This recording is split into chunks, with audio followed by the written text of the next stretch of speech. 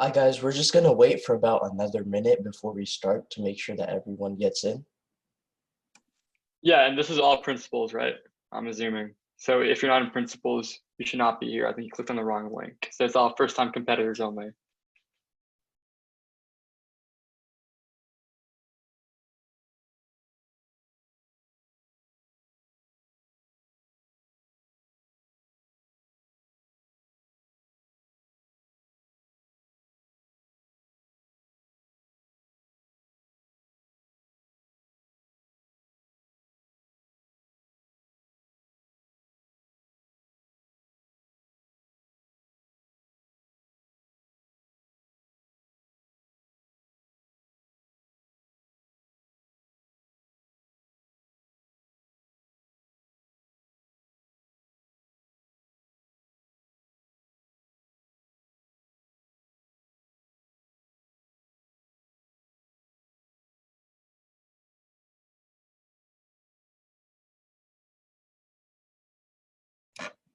Okay, I guess we'll go ahead and start now.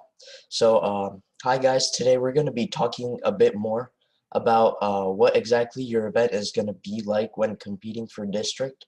We'll kind of go over what PIs are. We'll focus a lot on the role plays because I know that's a thing you guys haven't really gone over yet. And if you were an interim member, you probably have gotten a bit more experience with what the test is like. But we'll make sure to go over that again. And later we'll just let you ask whatever questions you have, and we'll try to answer them to the best of our ability.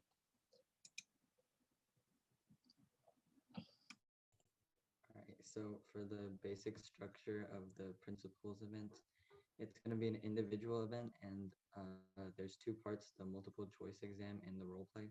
And the multiple choice exam is going to be 100 questions, and it's going to be the same for all principals events. And if you took the interim test, then it's just going to be a little bit like that. And then for the role play, it's 20 minutes. You're going to have 10 minutes of preparation where they give you 4 PIs or performance indicators and 1 page of context. And then the remaining 10 minutes, you're just going to present to the judge. And then for preparation, for the exam, they're all going to be business admin, and most of it's just going to be common sense or general knowledge. And okay, yeah, most of it's going to be general knowledge, so it won't be that difficult. And then if you want to practice, there's practice exams on DECA.org or the LT DECA website. And for some of the questions, it's going to have specific vocabulary, which you can find in the Quizlets. And then just to show you how to get to the practice exams, we can go on DECA.org, that link right there.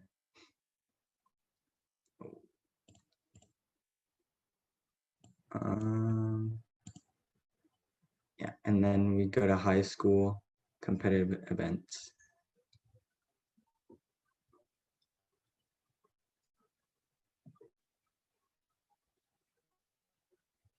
And on the left, you're gonna see all the clusters, and you're gonna go to principals.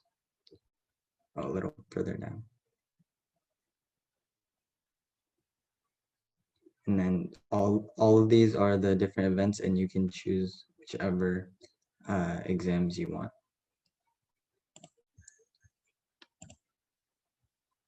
All right, and then for the role plays, there are videos on the DECA website, the LT DECA website, and there's also some on YouTube.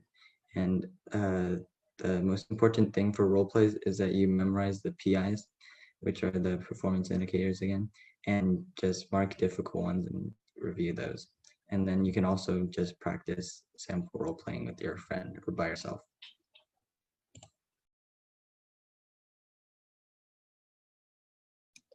So for those of you who haven't really looked at a sample exam, this is kind of what it looks like. You'll have about, I think it's 100 questions. Yeah, and these are all pretty basic business questions. A lot of it will just be logic. Some of them you might need a bit more vocabulary to answer, but all of that is probably going to be in the Quizlets on the DECA website. And if, as you heard in the intro meeting, they moved the time down from 90 to 75 minutes, but it's not that difficult a test, and you should do really well on time. Do you guys just want to go over a couple of these questions and kind of show how you would answer them?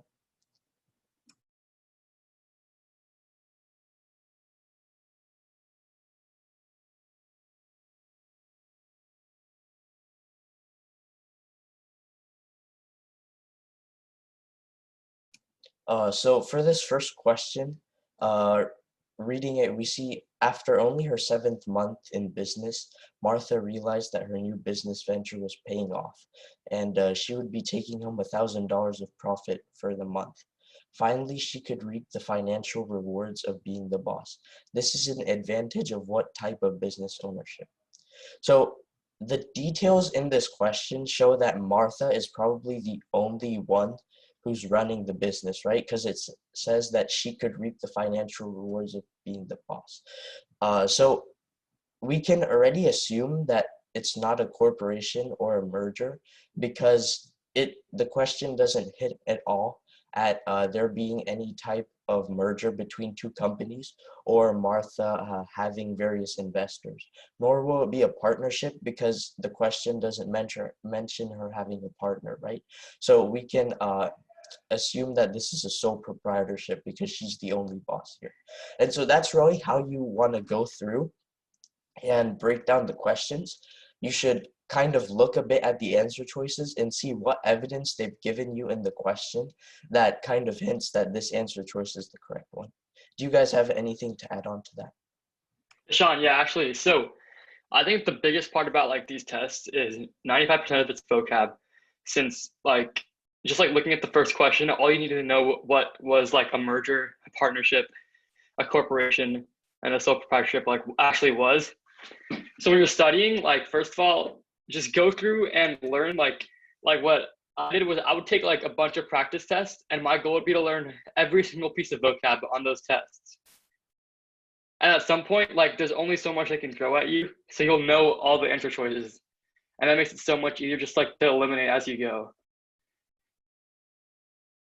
Yeah, adding on to what Ayush said, the vocab is pretty much the same. Like for number one, you'll pretty much get the same type of question on different tests. It'll just be a different scenario with a different vocab. Like one of those vocab will just be a different answer. So it's pretty much all basic. If you get it down once, you should be able to get it down like for the other tests as well.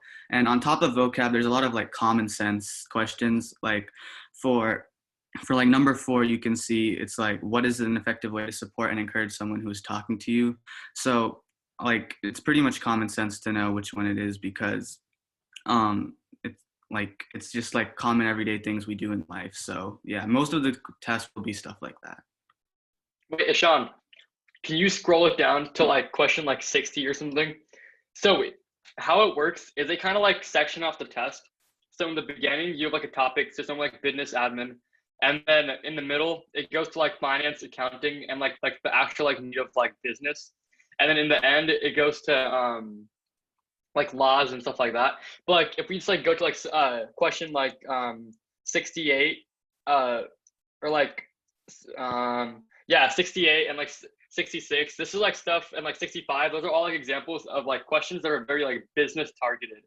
So there'll be like about like 15 questions on every test that aren't like common sense, and your goal is to get as many of those 15 as you can get, so like to like differentiate yourself from everyone else, because everyone's going to get the 85, but it's who's going to get like those like the part of those 15 questions that are actually business related, right? So just studying that vocab, and there isn't a vocab list tomorrow. I saw you put that in the chat, but there isn't a vocab list, and that's what makes it so much like I don't know, harder, but also easier to differentiate yourself when you're taking the test. And it's because all you have to do really is just take as many tests as you can and grind the vocab, and just like say like, oh, I don't know what like marketing information management is, but let me search that up so that next time I know what it is, right? Stuff like that.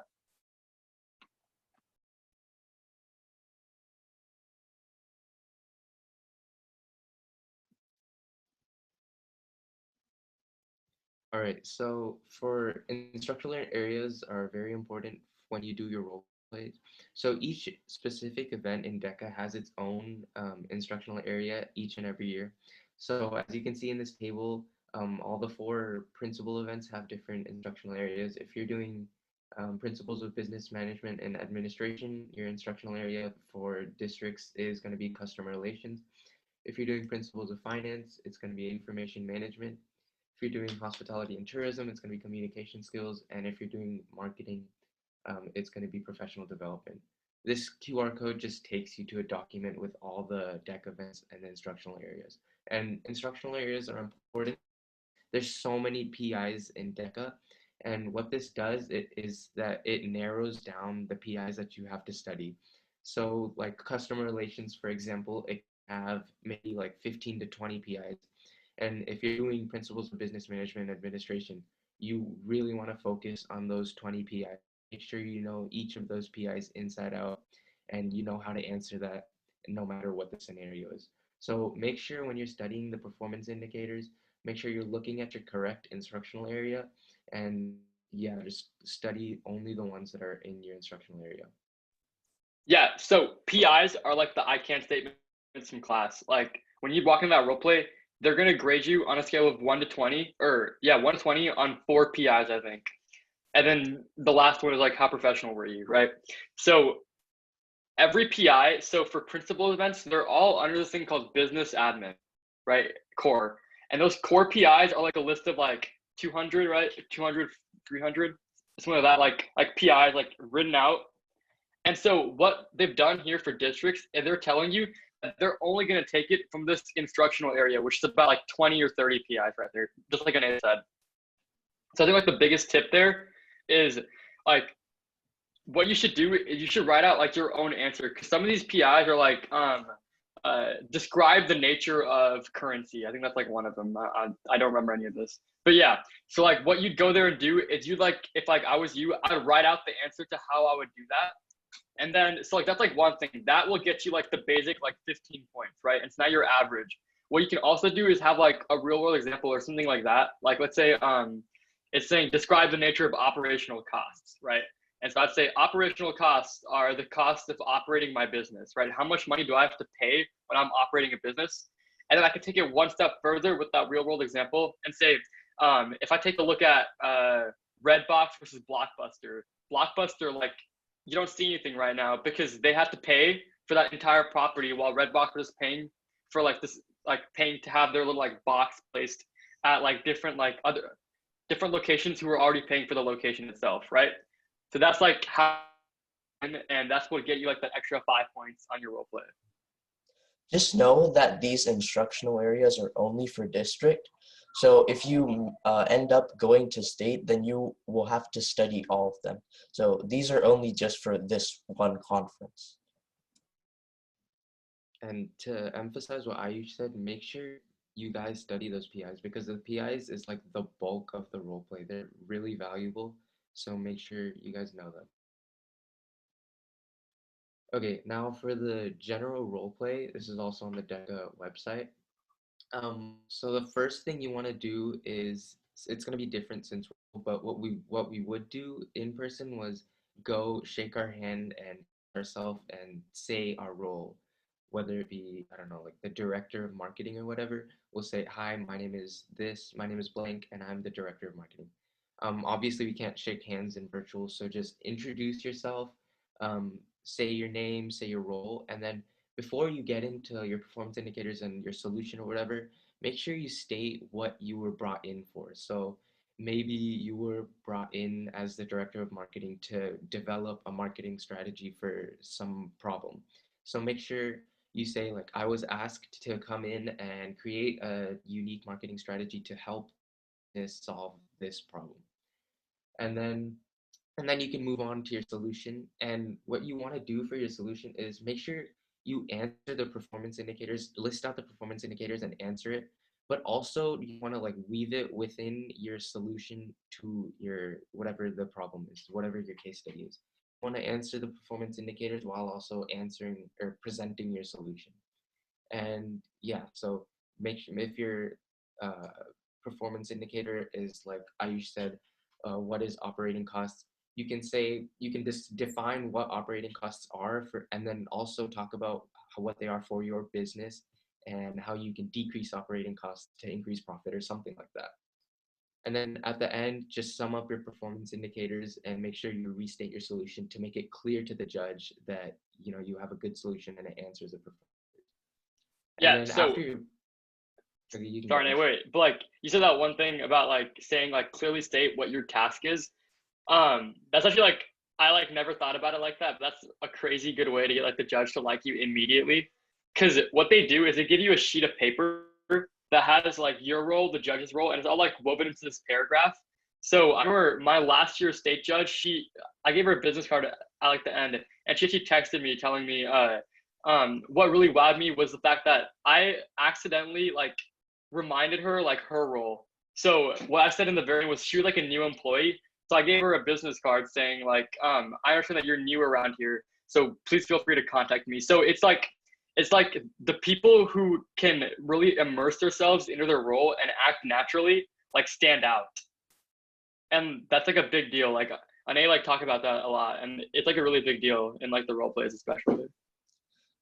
Yeah, Also, just to, yeah, All right, okay. go ahead. Also, another thing is to help you stand out, like Aisha was saying, because there's going to be like a lot of people you're competing against. So you really want to stand out in the judge's mind. So another thing, like Aisha said before, was, include examples and stuff like that in order to, you know, tie your role play into like real world events and real world examples like that. And also a thing that I do is, I mean, not everyone does this, but it's just something that helps me because during the planning period, you'll have 10 minutes to plan out your role play. I kind of make a flow chart as like a presentation. So it can be a flow chart, a little like poster, or just some type of visual to help guide your judge through their role play. So, because in like a real business world scenario, you come in with a visual, you come in with some sort of presentation. So you want to replicate that as much as possible. So one thing you can do is create like some flowchart or slideshow or something like that in order to, better organize your presentation and make it so the judge, you stand out to the judge. Yeah, and just to emphasize what these guys are saying, a big, like one section of the rubric for the role play is going to be professionality, right? So if you include things such as visual aids, like you said, he had a business card. Last year, I think I included a graph or a chart of some kind when I did my event. So if you include these things, that gains you a lot of points on the professionality part of the rubric, and that really sets you apart from your competition. So it'll really help you when it comes to your role play. Yeah, like these judges, like the rubric is subjective. It's based on 20 points, but it's not saying like yes, no, yes, no, yes, no. It's like how much like did he know? So if you wow your judge, there's like a general correlation to the fact that they'll give you a higher point on like everything. So you want to be the most professional and like the most like well versed, prepared, and everything when it comes down to the role play. And also, Okay, there's like nothing wrong with like making up statistics or making up stuff like that, because the judges aren't gonna like look into it. You can like it like adds more professionality to your thing, and they're not gonna like double check. So you can make up statistics, you can make up like data trends and stuff like that. Okay, lastly, after you're done with, Ishan, can you go back to the last slide? Thank you. After you're done with your presentation, make sure to ask your judge if they have any questions. Sometimes if the judge doesn't think you answered like the performance indicators, or maybe something, or maybe you didn't give an answer to a specific problem, they'll ask you questions. So this gives you an opportunity to just like re-emphasize what your solution is and re-emphasize the performance indicators that you think you may have missed. So make sure you ask them questions and respond professionally. And if they don't have any questions, just thank the judge for giving you this opportunity, shake their hand, and get up and leave. So the questions are like one of the curveballs they throw you, right? Because they don't tell you anything from beforehand. They walk in and they have these like set questions sometimes that maybe you haven't answered yet. So they ask it to you, and like that's your chance to wow them. They're gonna ask you like, I remember like my state roleplay question had like nothing to do with like what was happening. It was something about like COVID, because back then like COVID was in China. It was asking about how that would like affect the stock market. So what you do is they're gonna throw the curveball at you. You calm down, you take your time, because the people who are well spoken and well collected, they don't rush that question and like say like random crap. Like they calm down and they take their time and they have like a well thought out answer. So you can ask them, can you please repeat the question, and then think while they're repeating the question, right? But they'll ask you like, not like, I don't know. I've never had a judge who didn't ask me a question. But like sometimes it's like about my solution. Like maybe they like think like they found a hole in it. And so your answer to that question like is like the nail in the coffin, like right there. Like that like solidifies your entire role play, because it's your ability to think on your feet, and it's like how like well spoken you are when you're given something that like isn't in the agenda, right?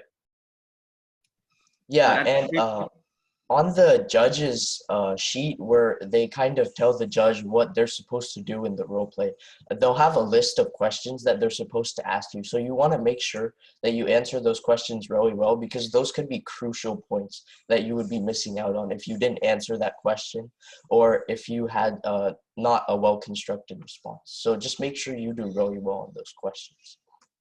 But at the same time, you don't, sometimes your judge might not answer or give you a question. Like for me personally, there have been many times where, my presentation or my role play kind of answered the question in and of itself, because if you create a developed enough response, you might like answer their question without them actually asking it.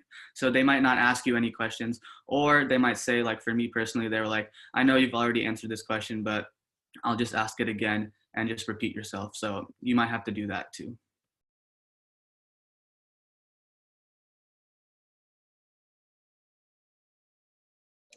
All right, so I know one thing you guys are probably a bit worried about is PIs, because that's a really big part of your role play, and you might not be really comfortable with them yet.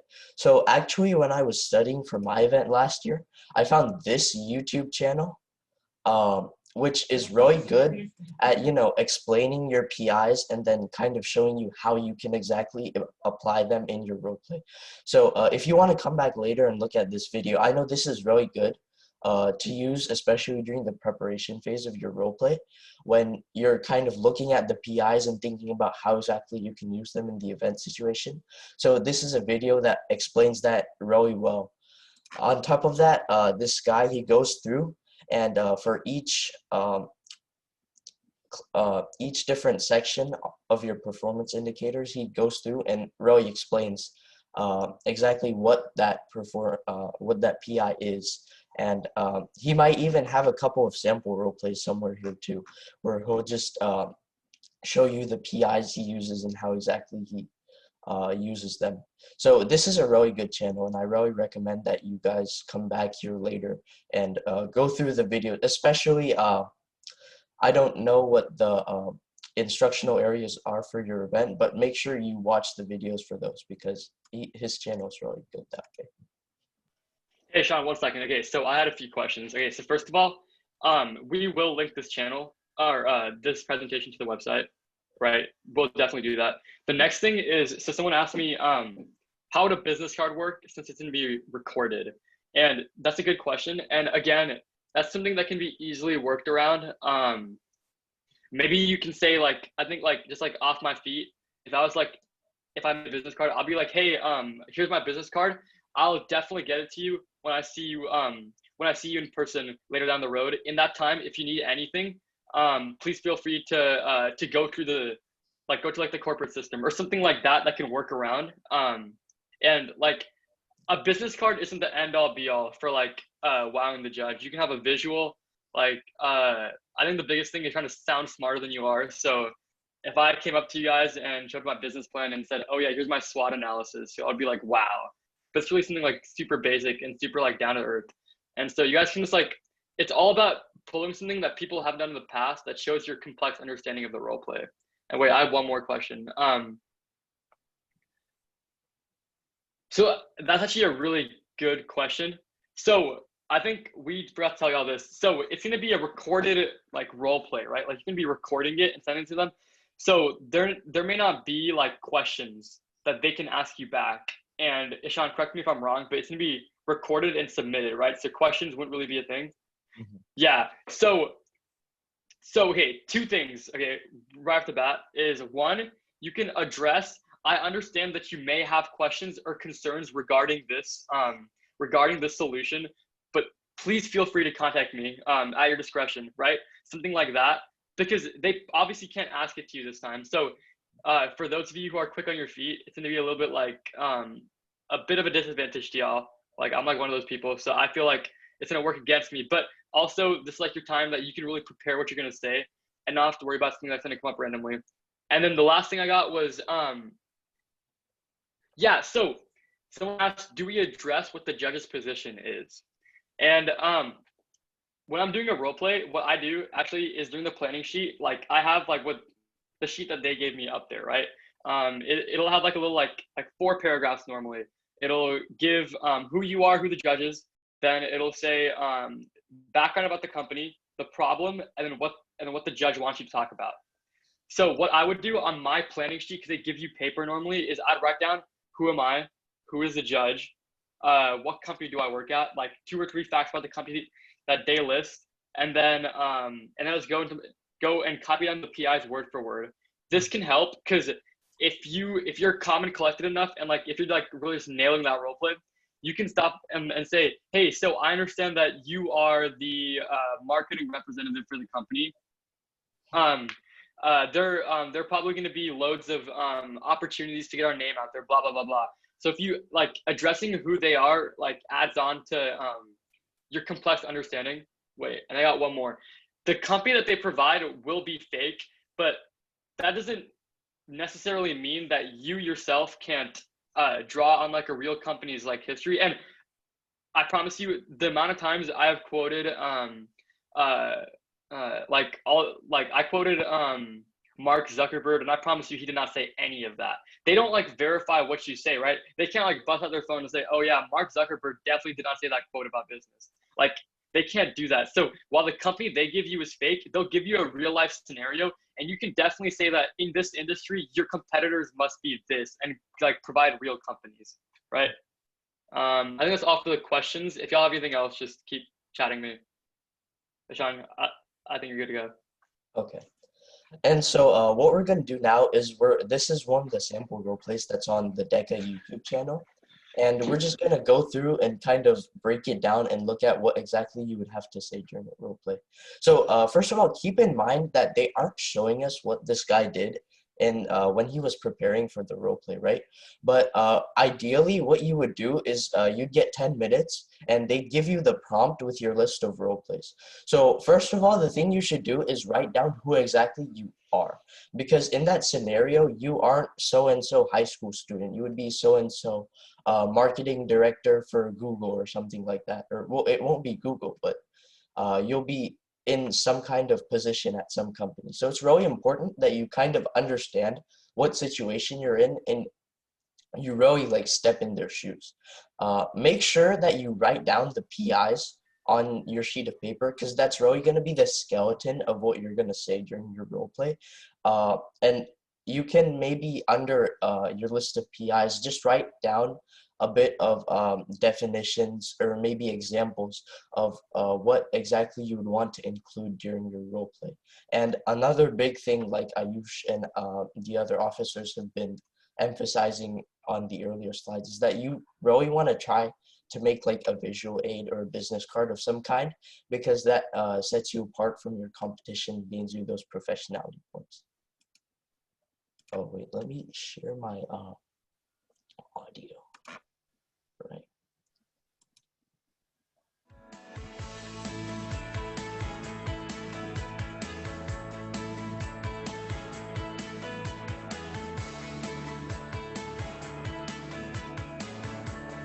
So this isn't a principals event, but the format is pretty similar. So just, you know, it's not going to be much different from what you'll be doing. Hi, Mr. President. As you very well know, my name is Dustin Chang. I'm the Human Resources Manager Good to see you, Unlimited. Dustin. May I have a seat? Yeah, go right ahead. Thank you very much.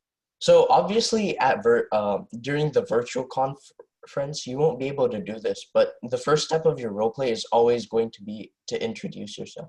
And like you saw him, he introduced himself as a person who's working at a company. So it's really important that you assume that role. Well, you know, we have some issues that we're trying to work Yes. on, and I've asked you to come up with a plan to solve some of those problems, and I'm Right. hoping you put something together that can make this issue go away. Right. Can you tell me what you've come up with? So I'd like to thank you first for the opportunity for me to come in today and explain what I've got. As you know, I'm very proud. So one really good thing that he did here is that he thanked the judge, and that really goes a long way because your judge, if they see you kind of, really appealing to them, and that will really get you a lot of professionality points because it kind of shows the judge that they're valued and that you really care a lot about them. Like you saw here, the judge gave him a problem, so you'll get that in the preparation phase, but the judge just repeated it for him. And that's basically what this role play is going to be based on, where you'll have a problem in a company and you'll have to use your PIs to develop a solution for it. Proud to work for Unlimited, which is one of the premier advertising firms in New York City. We've been in business for over 90 years, and that's really what I want to try to protect. What we've done over the past 90 years is create a clientele of over 200 top clients in the country, and a reputation of prestige and sophistication. And so that's what I've been really trying to embody in everything that I've come up with. Our clients know that when they come to us, they get the best of the best, and everything is very high quality. And part of that is because of something that I'm very, very proud of. But it's also the issue that we've come to today. It's our diversity, right? We have very, very diverse employees, ranging from baby boomers all the way to millennials, 20s, 60s, 70s, we've got it all, right? We've got all sorts of employees in our company. And so part of that is what makes us so great, is that we have team members from all generations, and they bring their viewpoints and opinions together, synthesized to target all. Okay, so you may not really notice this here, but I think what he's doing here is he's kind of going over one of the PIs. So I know a PI when it comes to like marketing and team management or something like that is how it's related to embracing diversity in your organization, right? So when you try to address your PIs in your role play, you aren't going to be really direct about it. You aren't going to say, this is the PI, this is my answer to it. But you're going to try to have an answer integrated in your question that's subtle, it relates to the original problem, and it answers the PI requirement. Customers and all consumers out there in the world today. However, I understand that you have some concerns about this, understandably so, as do I. And so, because some team managers are younger than those that they are managing.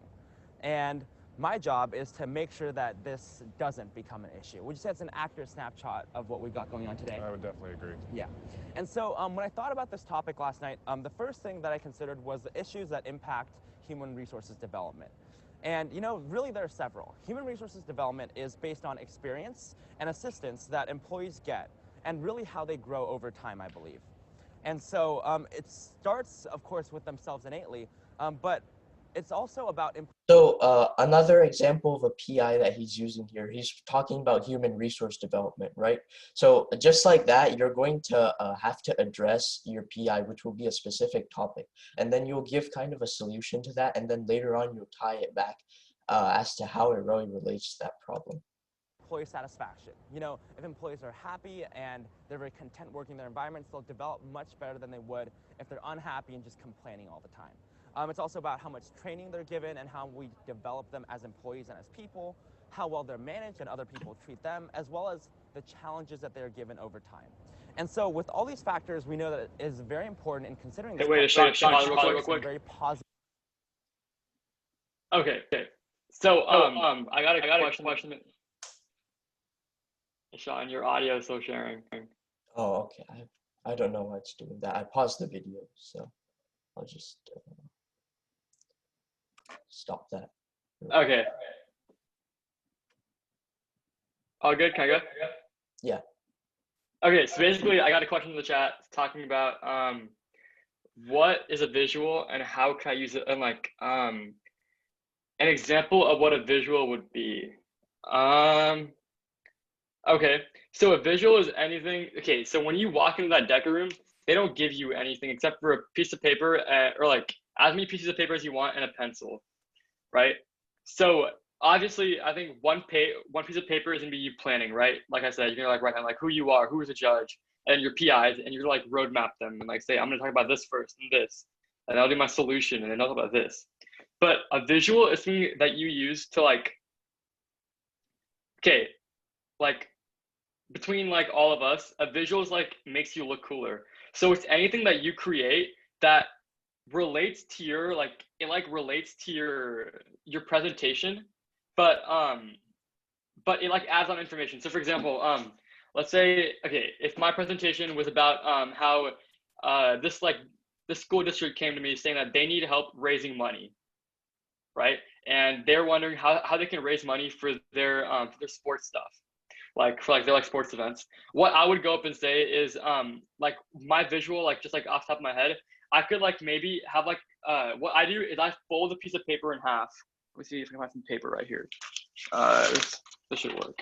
I fold a piece of paper in half, like this, and then I'll set it on the table. So like it like sit, and so one side could be like one visual, and the other side, and then like as I'm talking, I flip it and have the other visual. And now an example of like what like a visual would be, maybe like a flow chart. So in this case, I could say like I could have like more ticket prices, or higher ticket prices and more games could lead to more ticket revenue, like a flow chart with like arrows, or maybe I could do like a Venn diagram. I think like stuff that I always use are pros and cons. That's so common now. Like you could say, here's my solution and here are the pros and cons. Like if you adopt my solution, this is what you'll be gaining. And I think that it'll really help your company because of this. And here are the cons, but those can be minimized, and you can have like the other, like the flip side of your visual, talking about how to minimize that. And you can do like another flow chart, right? Like flow charts and pros and cons never go like, we're never wrong. Okay. A SWOT analysis, y'all can look that up. It like sounds super fancy. It's really just, it's like, it's nothing like special. It's like strengths, weaknesses, opportunities, and threats. You can like SWOT analysis, like their business or your solution. I don't know. I hope that works for whoever asked that question. And then someone asked, is it fine if we have two visuals? Okay. I think what I'm getting from like all like this stuff is that like the visuals are going to be, you don't want to have too many to where it hurts your stuff. Like it hurts presentation, but you want to have like something. So yeah, sometimes I'll do two visuals and a business card, but like really I just find a need for it. So if there's like a definitive need that, oh yeah, I want to map my thinking out here, then I'll do like a visual. I'm like, oh my God, I have another one. Like I'll do another visual. It's like how much you need. Don't end up doing like 3 or 4 because it'll take away time from your actual like playing out your solution. Okay, and then we have time for questions at the very end. So y'all can keep chatting me as we go, like if you have a question. And then what I'll do at the very end is I'll like go down like my list and like answer them all at once. If it's something urgent, like write like urgent and then colon, and I can address that real quick. Okay. All right. And then to go off of what Ayush said, so for me personally, for hospitality and tourism at least, I don't know, I'm pretty sure you can do it for the other principals events as well. But I usually create a presentation for my role play itself. So like Ayush was saying, like flow chart, or like it's a bullet point, even a bullet point presentation will work, or like pros and cons. And you can just think of it like a simple school presentation or a school slideshow where you would like present your project. And that not only helps the judge get a visual of what you're thinking about, but it also helps you, create talking points. And it helps so you don't have to memorize everything, because part of it is on the paper. So you can use the paper as like a basis for your presentation and elaborate upon like the stuff you write on that. And on top of that, for hospitality and tourism, at least, I usually try to incorporate the presentation visual as well as like, just a random other visual that's related to your role play. So like it could be an example of a website, maybe like an example coupon or something like that, where you basically, create a little visual on top of the presentation. So yeah, incorporating those two things could like, help you with your role play. Another good example for visual aid, if you're looking for one, suppose you're doing like a principles of finance event, and someone comes to you saying that although their company has expanded, they haven't increased their profit, right? And so then after you present your solution to that problem, what you might do is you might include like a profit over time graph to show how your solution will be beneficial to the company. And basically it's anything such as a graph, flowchart, like Rithvik said, a bullet point presentation that just kind of wows your judge, and it enables them to understand what you're telling them a bit better. Because obviously, if you're like presenting something to them, there's a chance that they might not get all the information. But if you include visuals with it, then it makes it really easier for them to understand what you're like hinting at and what your solution is. So let's continue now with the video. Positive working relationships. And so my plan will ensure that we foster these positive working relationships. And the first thing I want to do is sort of demonstrate a little bit of problem-solving skills here. Is I think that we need to put together a team meeting for all the team managers that we have here. So I'd like to. So what you see him doing right here is he's telling his judge somewhat of a solution for the situation he's been given, right? So what he did is he talked a bit about his PIs, and now he's kind of jumping into that solution part of the problem where he recognized the problem, and now he's going to solve it by giving ideas to the manager, which is the judge in this case, about how he can better encourage teamwork and cooperation between like a manager and a team. To present a presentation to all of them. And so the first thing I like to do is start off by congratulating them. I think that's the most important thing. You know, some of them are young kids out of college, some of them have been with the company for over 60 years. We want to congratulate them for their hard work, their dedication, and their promotion to the job as a team manager. We want to make sure that they're rewarded and they feel comfortable and content in their environment. And secondly, I want to make sure that they understand the diversity that they have on their teams. I like to talk to them about sort of the different viewpoints, different opinions, and different experiences that all of our team members have and what they bring to the table. Whether that's someone fresh out of college or someone that's been with the company for a very, very long time. They have different experiences, different viewpoints. I want to make sure they understand how that's a valuable asset to the team rather than a detriment. And so the third thing is something that I think is very important, and this is what I tell all my employees. Okay, so what you see him doing right there is he kind of just glanced at his notes for a bit, and you're welcome to do that during your role play. Like obviously you don't want to keep staring at it, but if like for a second you just kind of want to go over again what you're going to say, or if you like just forgot a small detail, feel free to like just look down for about 2 seconds at what you're going to say. That planning sheet can be really helpful for your role play because it's kind of a roadmap for what you're going to say, right? And also, if you include some examples on it, that would be really helpful because you can definitely reference them. So just make sure that when you don't waste your preparation phase, basically. Make sure that you use it well and that you get a good sense of what you're going to say during your role play. When they come in. This is especially important for managers. Managers are not in a position where they're more important than any other employees. Rather, they're being given an opportunity to lead. And so one thing I like to say about managing is that they need to work harder than every single one of their employees. You know, respect isn't given to them. Respect is something that these managers need to earn. And so they need to work harder, and they need to work longer hours than any of their employees or anybody that they're managing, and they need to prove that they were the right person for this position. They need to prove that they should have been promoted, they deserve to be in this job, and they need to demonstrate this excellent leadership that they've displayed already with their teams to ensure that all these teams are working together positively, happy, and cohesively. And because if they respect one another, that'll ensure that we maintain really collaborative partnerships with their colleagues. And that's what I think is very, very important in our fantastic firm here at Unlimited. They're more productive because they know each other, they respect each other, and they'll work better together. And so part of this is because of sort of the political relationships that are within an organization, really. I hate to say it, but it's there, right? It's inevitable that a young kid that's been promoted compared to someone that's been with the company for over 30 years, that long-standing employee is not going to be very happy that they were passed up for a promotion. And so politics really is inevitable.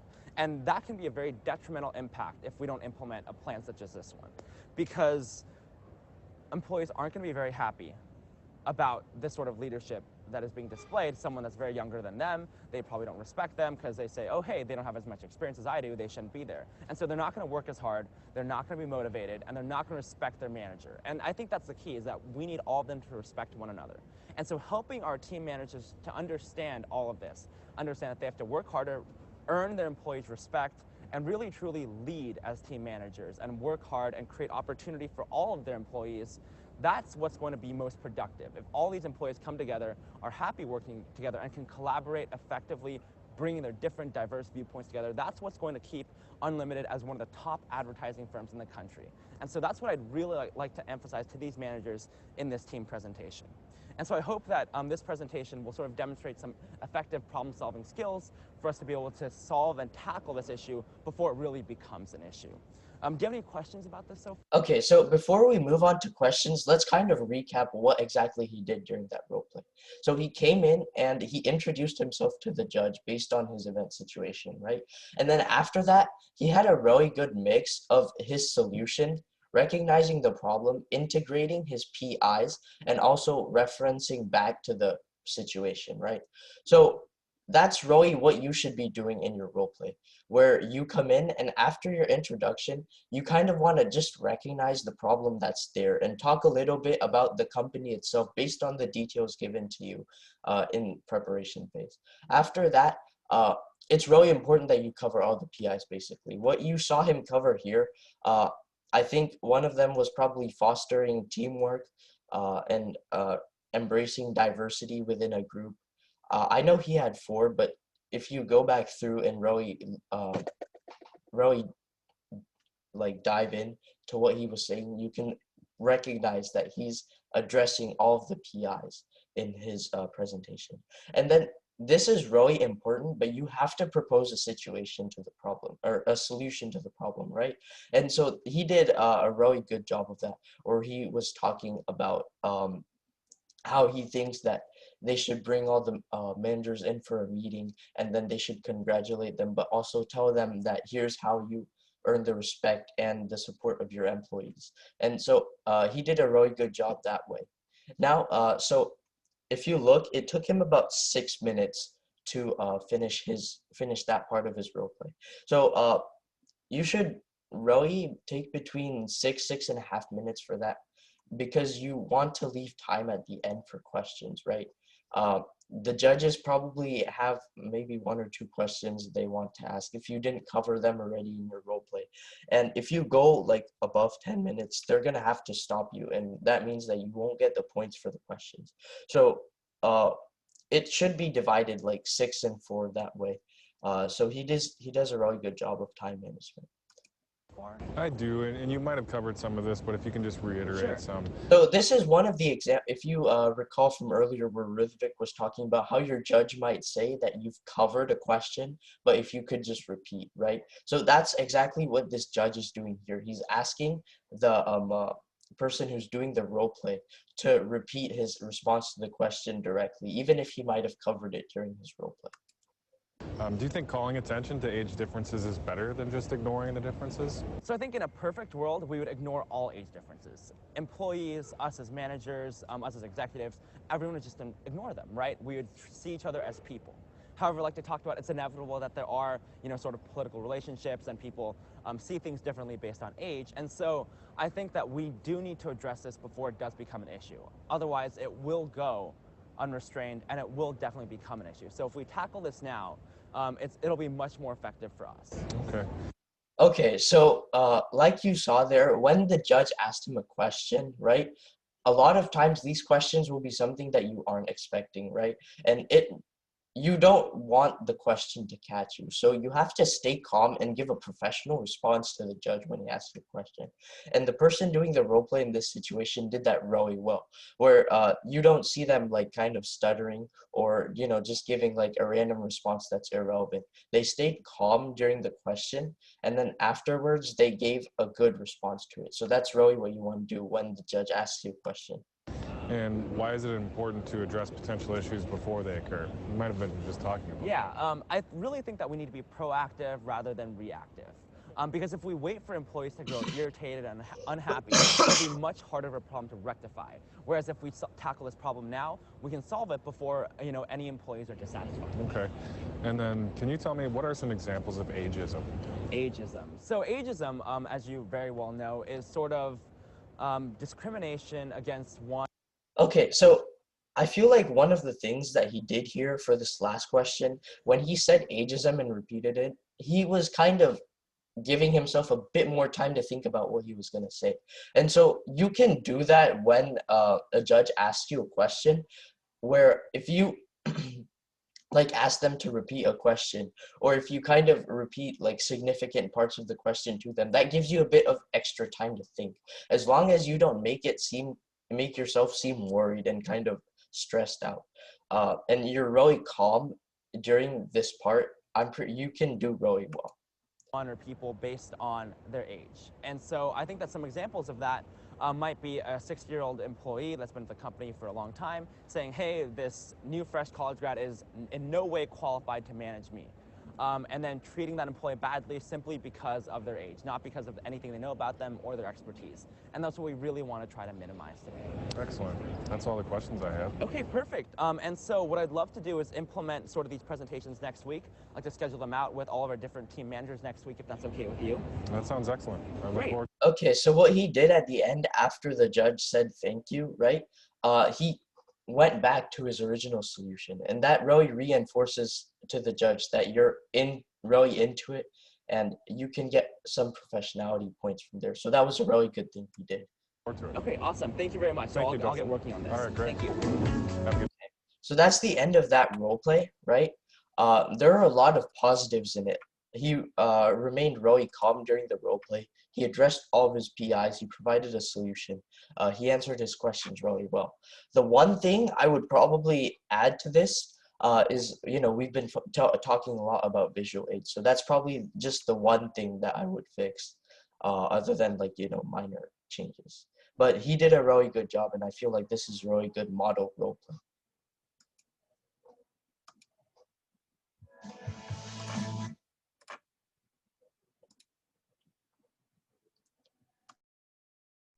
Okay, so I think Ayush got caught up with something real quick, so I guess I'll go. Wait, Okay, you're back. Okay. Rithvik. Okay. Okay. Yeah, I'm back. Sorry, I didn't see your text. Okay, but also on the last event, that just remember that was a series event. So in a series event, you'll have more PIs and there'll be far more descriptive. So you'll probably spend a lot more time doing the role play itself. Because for me personally, for principals, my first year, I only spent 1 to 2 minutes on the actual role play and maybe like another 30 seconds answering the judges' questions. And for state, they didn't ask me any questions. So my entire role play itself was only 1 to 2 minutes. So don't let the length of a role play determine like the quality of it. It really depends on what you talk about and how you develop your ideas. So in that role play, he spent like 6 minutes. So you can spend 6 minutes if you have a lot of things to talk about, but it's not a huge deal if you spend 1 to 2 minutes. If as long as you develop your ideas and answer all the PIs and give good visual and give good examples like that. Yeah, so judges are looking for quality, not quantity. So even if it's short, don't be worried. As long as you hit all of the PIs, you give a solution to the problem, and then you kind of get those professionality points through maybe including real world examples. And then if you give them visuals, a business card, things like that. So you want to be thorough, but you don't want to worry if it's too short. As long as you've answered all of the questions well, and you think that, your role play is done and you hit all the points. Okay, so I'm gonna run through this role play right here that we see on the screen. I'm just gonna start it off, and then I have to go. But I think Rithvik or Ishan's gonna take it from there. So I'm just gonna start it off real quick. Okay, so the 10-minute timer is starting. We have 10 minutes. The first thing I'm gonna always do is I'm gonna write down these PIs at the very top of my screen on my piece of paper, right? So and to be honest, I used to be super scared about time, so I would shorten everything except for so if it was explain the nature of this, I'd put EXP, NAT, and then emotional intelligence. So I'd be X NAT emotional intelligence, and that'd be on my paper. And then for the next one, I would say identify desirable personality traits, important business, and then show empathy, sorry, and then exhibit positive attitude. And that's my first step. I'm gonna write that down. Then I'm gonna go down here and start reading the event situation, right? So you are to assume the role of a human resources specialist at a large company. My first thing, I'm gonna write, who am I? So me, human resources specialist at a large company. Write that too. And then who is the judge? A new receptionist judge has been hired for the human resources department. So then I'll write down judge, the new receptionist for the human resources department. And then keep reading. You are to explain why emotional intelligence is necessary and important for the position. The main responsibility of the human resources department receptionist is welcoming and processing applicants that have arrived to the department for job interviews. The receptionist also contacts applicants to inform them if they have earned a position at the company or not. You must explain to the new receptionist why emotional intelligence is necessary and important in this position. Identify desirable personality traits for the position and explain how empathy can be demonstrated. Okay, so we're gonna meet in the new receptionist. They're gonna be meeting in our office or my office, and she'll begin by greeting me and then asking me about emotional intelligence, and then you'll have to provide all the information. Okay, so there you have it. I have who am I, who is a judge. I have a little quick rundown of all the PIs, and also I'll just write down her roles. So they'll always give you extra information. So in this case, the extra information is the judges, the human resources department receptionist role of welcoming and processing applicants and then sending out their interview results, right? So from there, my first goal is to roadmap the PIs, because you can be fine without a visual. I've seen, I know in the past, we've had kids with go to ICDC with no visuals. We've had kids go to state with no visuals. So the first thing that you should do is going to be definitely go through these PIs and roadmap them and say that I'm talking about this first, this next, and this next. And remember your end goal at all times. What is your end goal? It is to explain it's to explain emotional intelligence and help her find out why is this important and what are desirable personality traits in the position and how can empathy be demonstrated. So keeping that in mind, personally, I would weave together a response. So I'd be I'm gonna start off by talking about T-Mobile, because that's my thing. I'm a little bit dramatic or whatever, but I would start off with a cool real world example. So I'd say T-Mobile is a telecommunications company and they have outstanding customer service, and their corporation is characterized by a pattern of emotional intelligence, customer first mentality, and I don't know, and quality service. So now I'd say, similarly, I understand that you're new to our company and that you have a big role to play with engaging with applicants for our company and allowing for the retention of those applicants after their interview. So especially in your role, I would find the nature of emotional intelligence to be important. So I would put one next to nature of emotional intelligence. Come and talk about that first, right? Then I'd say, but from emotional intelligence, I want to tie it into having a positive attitude. So I'd put 2 next to that last PI. And I'd say, oh yeah, positive attitude kind of ties into the desirable personality traits. So I'd put 3, come into that third, and then so on and so on until I have a little roadmap built in my head with a flow chart, right? And then once I'm completely done, I would say, is there a need for a visual that can strengthen my argument? So in this case, I could go down and say, I could draw out the pros and cons of or I could draw out a little visual, like a bubble diagram for all of the desirable personality traits. So I'd put in the middle, I'd have desirable personality traits, and I have little branches that go out and say confidence, assertiveness, responsibility, accountability, blah blah blah. Okay, and in this case, emotional intelligence. Okay, and then I would be okay, so that's 1. Wow, I found a visual that could introduce into my argument. And then my next thing would be, in this case, obviously, I'll do a business card and be hey, I understand that you're new and it's kind of cool that you're new, so I can really help you out.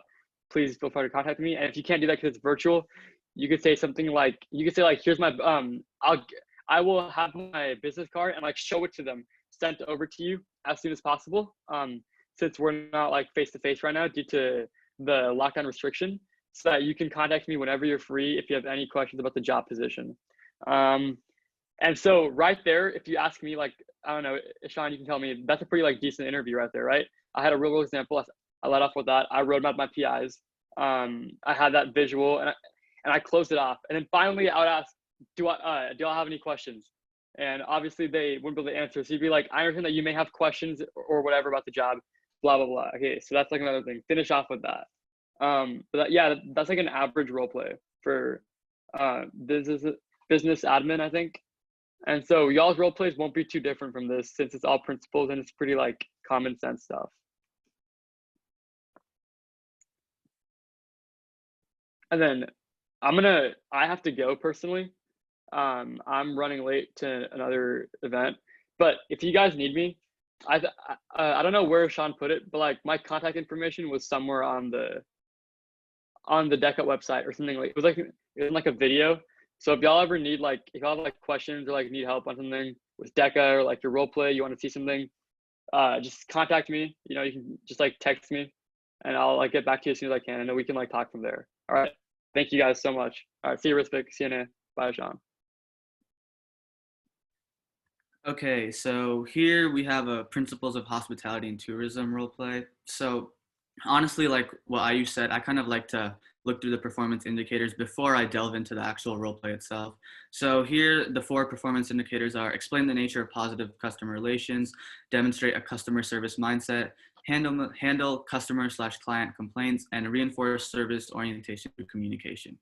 So okay, so I'll read the role play and then I'll go over like what I would do, and then I'll ask if any of y'all have questions or any other suggestions. So for this particular event, we are to assume the role of the manager for the snack bar on the Vista Star, a sightseeing ship that provides information and beauty outdoor scenery during a 90-minute tour. A customer, which is the judge, has complained about the lack of inventory at the snack bar, and you must address the situation. So Vista Star has 5 sightseeing cruises each day. The snack bar sells a wide variety of sodas, water, chips, and candy. The customer/judge has approached the snack bar and asked for a diet soda. Unfortunately, the snack bar is sold out of diet soda, so you apologize to the customer, stating that the snack bar is out of diet soda and offered a different soda. The customer is complaining that regular soda is not an option due to health reasons. So our task is you must address the customer and demonstrate positive customer relations to remedy the situation. You will address the situation with the customer in a role play to take place at the snack bar. The customer will begin the role play by greeting you and asking to hear your ideas. After you have addressed the situation and answered the customer's questions, the customer will conclude the role play by thanking you for your work. So honestly, a big thing about role plays in general is just to be creative and like, you know, you don't like, I mean, you can say the regular response, but you want to like, you know, show something to stand out. So like for this one in particular, you're the manager. So you have all the power to do basically, honestly, whatever you want. So you need to make the business decision that best remedies the situation. So as you can see here, and then also for hospitality and tourism, usually the judge is, you know, a higher power than you. Like if you're the like he'll be the CEO or like something like that, and you'll be discussing your ideas to him. But for this role play in particular, he's actually like, you know, the customer. So we have authority over him basically. So we can, you know, we have creative license over what we want to do. So keep that in mind. And then also it's set in the snack bar itself. So you don't want to like, you know, for like other role plays, you would come in and with a presentation and everything, but obviously if it's in a snack bar and like you want to, you know, stay true to the situation as much as possible, you wouldn't exactly come in with a flow chart or something like that, because it's not, you know, a corporate setting. It's like the actual event itself. So this is actually pretty similar to the state role play I had in my freshman year, except that one was like a amusement park ride and there's a roller coaster or something like that. But basically I had to resolve a customer complaint.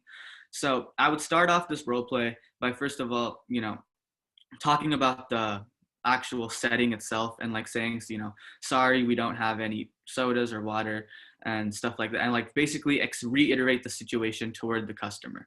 And then as you can see, a lot of these PIs, you can basically answer all these PIs in like one description basically. So you want to explain the nature of positive customer relations. So I would kind of, you know, say like, we here at Vista Star, you know, we say like, you know, our customers are our priority, blah, blah, blah, blah, and like explain positive customer relations in that way, and then demonstrate a customer service mindset. So, you know, you would be like, as the manager here, our customers are our priority, and like you know, you guys, we would like to, you know, make the situation better for you and stuff like that. Basically, you go over the PIs and you want to like explain it in depth. So on the PI chart where you like on the DECA website, these PIs are over there. So you want to like, create a sample response for each one and then incorporate it into this event particularly.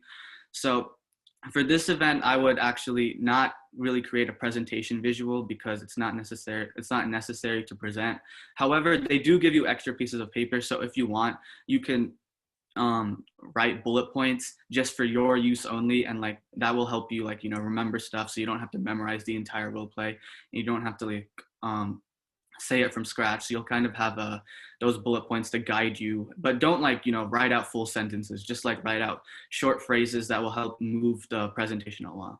And for this, I would actually create a visual. So you always want to create a solution. So for in this case, a potential solution would be like giving them a coupon or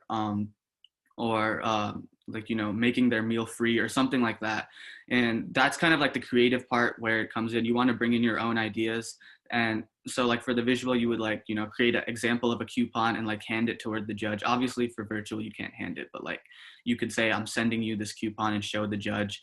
And just little stuff like that. So you want to like, that kind of helps you stand out, because not many people are going to think of creating a coupon or like copying the meal or stuff like that. So you want to basically create some visual or some aspect of your presentation should be creative, and that helps you stand out. So you basically explain each of these PIs, go through it in order, and then finally state your give the solution. And then you would end the role play by asking, do you have any questions, or just a simple conclusion like that. You basically want to put yourself in the actual business scenario. I'm sure many of you have been to a restaurant where they don't have the item or the drink that you're wanting. So you just want to like replicate that situation as if you were the manager, or as if you were the waiter, or something like that. So yeah, does anyone have any questions about this role play in particular?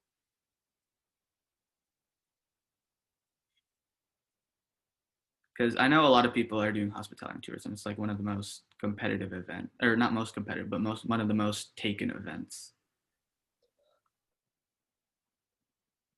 Right.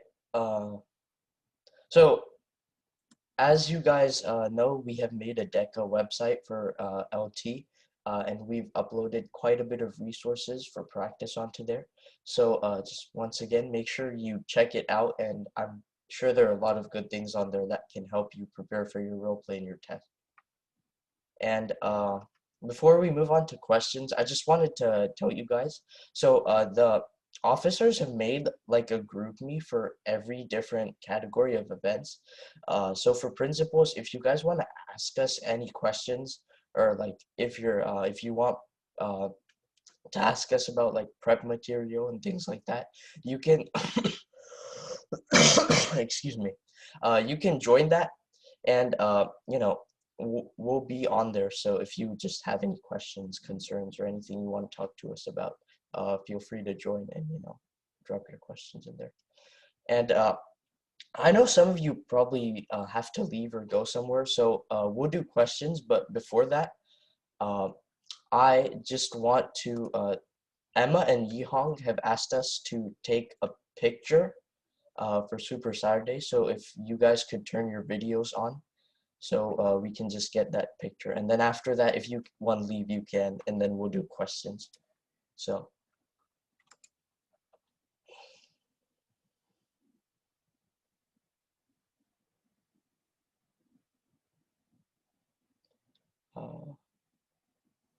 Renee, you're taking the photo, right? Yeah, I'm taking one too.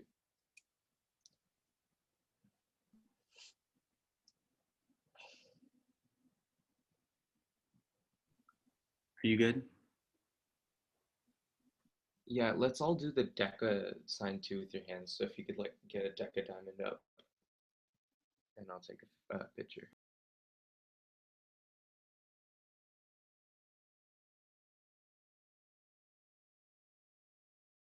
All right, I got it. Thank you. So now, if you guys have questions, feel free to stick around and we'll answer them for you. Otherwise, you're free to go. Have a great rest of your weekend. Okay, I had a question in my, someone asked me a question. So they asked, how long should we plan for our event, and how, on our planning sheet, and how long do you suggest it be? So for the actual like in person, you have 10 minutes to plan, and in those planning stage, you want to like give it like create your presentation, create your visuals, and like just plan out how your presentation would be. So for planning, you would take 10 minutes, but for virtual, I'm pretty sure you have like what 1 to 2 days to submit your event, right, Ishan? Yeah, so the window, I think it's like 2 or 3 days. I'm not exactly sure, but you have like a good amount of time between when they release the prompt and when you have to turn it in. It's like 2 or 3 days. The details are on the main PowerPoint that Yihong showed you, or I think it was Ayush during the main meeting earlier. Yeah, it was Claire. But yeah, so basically, yeah, you for districts, you kind of have as much time as you want to plan out your event.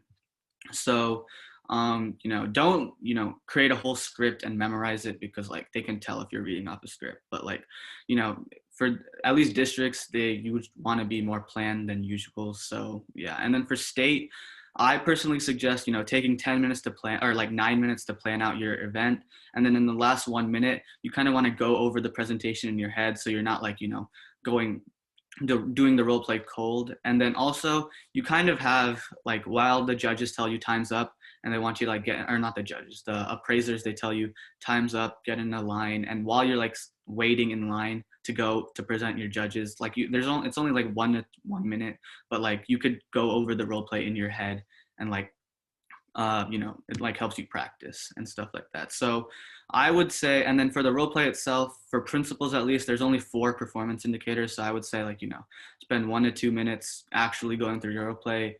And then if the judges have questions, spend like 30 seconds answering questions. So it's not going to be a big deal if you spend like 2 minutes on your role play. Like, don't get worried. As long as you answer all the PIs, give a visual, and you're thorough in your presentation, you should be good. And so I have another question. Since it's virtual this year, are we allowed to create a visual online? So if you're talking about like a online presentation or something like that, I don't think you're allowed to do that, because it's like a recording. So I mean, if you want to present your slideshow, like if you want to have a laptop near you, I don't know exactly if you can do that, because like it's virtual, we don't really know all the information, but I would just recommend just writing it on a piece of paper. And in past years, we weren't allowed to have color pencils or like colorful visuals or something like that. But this year, I'm sure, are you allowed to have that, Ishan?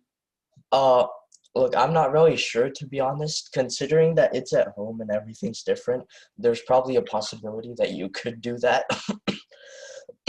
But when they release the events, you'll probably be able to read all the rules regarding it. So just expect more information to be released in the coming weeks about these more specific questions. Okay, I got another question. Since will the PIs be the same for every category, or will they be different for each role play? If they are different, where can we find a list of all the PIs? So each different event has the PIs are gonna be different, and you can find a link to all the PIs on our LTHS DECA website, as well as the actual DECA Direct website. So you can go on there, and they'll give you a list of PIs for each event. And be sure, for districts, you'll only have to focus on one cluster of PIs. So like on our presentation on the slideshow, Ishan, if you want to go back to that slide. Yeah, let me just pull it up again. On the slideshow, we listed the cluster, so the specific like the specific category of PIs you'll need for each event. So if you want to, go to our website or go to the DECA website.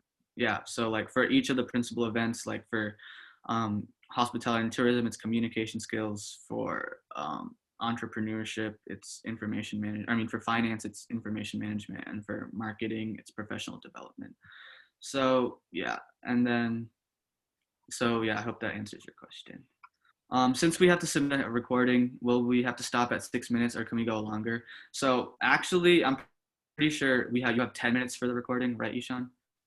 Yeah, you have up to 10 minutes, but you can use as like whatever time you want. So if you think you have a 4-minute role play and you're fine with it and you think you answered all of the questions and talked about all the PIs, then you can submit it there.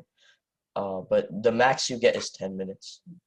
Yeah, and then also for virtual, the judges aren't gonna. I mean, I'm pretty sure they're you know, you're not gonna have to answer the judges' questions. They might, when they release the virtual role play, they might like, you know, put their prompt, like a virtual prompt, and then on the bottom they might ask the questions they're going to ask. So you might have to, you know, save a little time for the questions at the end. But as long as your entire recording is 10 minutes or less, you should be good. And it doesn't have to be 10 minutes. So you don't want to like, you know, try to make it longer just for the, you know, time limit. Like, don't repeat yourself, just be concise, you know, be thorough, and then you should be good enough. And to be clear, the 6 minutes is only like an estimate that we gave you about how you should divide it. So 6 minutes for the role play and then 4 for the question. If you want to go over and do 7-3, that's fine. If you want to do 5-5, that's also fine. It's really about how you think your time would be best divided. But just know that like the hard limit is 10 minutes for both the role play and the question. So you have to adhere to that. Yeah, and then for the for the principal events, you don't compete with others. If you get a certain score on the rubric, you advance, right?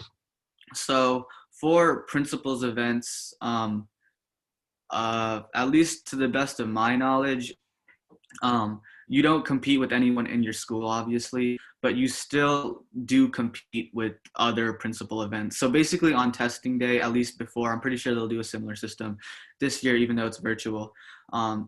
There's a certain, each event has a certain section number. So like for principal, you might have like 13 section, I think, that advance, like yeah. the top 1 or 2 in your section. So yeah, so like there'll be like 13 sections and you'll be assigned a specific section, and usually people from the same school don't get in the same section, so you won't have to compete with any of your friends at LT. But for districts, I'm pretty sure it's the top 2 or 3 from the section that actually, no, it might not be top 2 or 3. It's quite a lot actually, but is it top 2 or 3? It really depends on how many people. Last year was top 2. Because I remember like for my event, it was top 2 last year, and we had like 8 or something sections. But yeah, it really depends on the amount of people who take the event. So it will change depending on how many people across the district take your event. So yeah, and then for state advancing into ICDC, I think the first person, like the top person from each section. Yeah, so top 2 are finalists, and then the top in each section goes to ICDC, I think.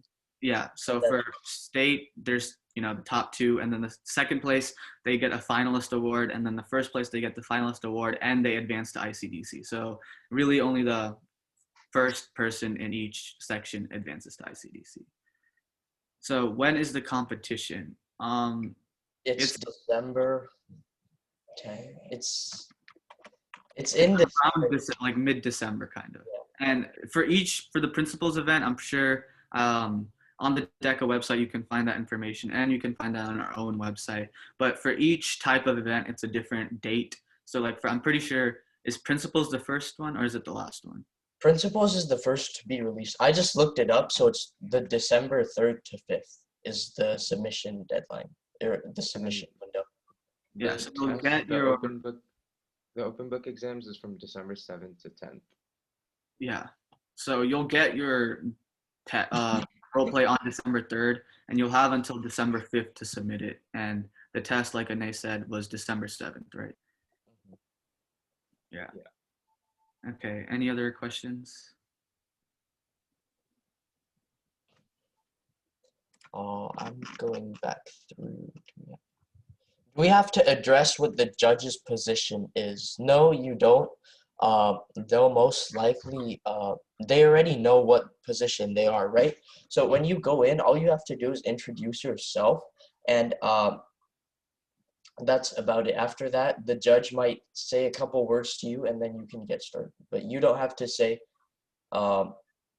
you know, you're so-and-so with so-and-so company. I mean, you could probably repeat the problem that's given to you, but you don't have to like specifically tell them what their role is. How would we ask the judge about any questions if we have to submit a recording? So like you said earlier, you would just have to improvise there and probably say that I know you have a lot of questions and this is a lot of information. So feel free to contact me, and we can also like talk when we meet in person or something around that lines. And to go off of that, we don't exactly have all the information, to be honest, because it's virtual this year. So like it's a different format and everything. So the judges may, in fact, on top of like on the role play, they might actually attach their 2 questions or whatever at the end of the role play. So at the bottom, you can just say, you know, I know you have these 2 questions, and answer it like that. But yeah, that's basically, you know, the gist. And will you be posting these slides somewhere? Yes, we'll be posting them. I think we post them on the LT DECA website later today. So look at the website. Otherwise, they'll probably be sent out on reminders. So just yeah, there's a lot of information on the DECA website. You can basically find all the dates, all the PIs, all the events, the specific clusters for the PIs, and example role plays. Our DECA website kind of has everything. So you might like, you know, just take a look at it, and, you know, you can get a lot of your questions answered. But if you have any other questions, anyone else? Okay, so if we don't have any questions, NA or Andy, do you guys get any questions? Okay, I think we're good. yeah. If you guys have any questions, you can join the group me and send it there, or if you have any of our contact information, you can send it. Yeah, you can find all of that on the DECA website. You can email anything. So yeah, if no one has any questions, thank you for attending our first Super Saturday. And yeah, hopefully we all do good on competition day. And yeah. Bye, guys. Have a great rest of your weekend. Thank you for coming. All right, I'm gonna end this now.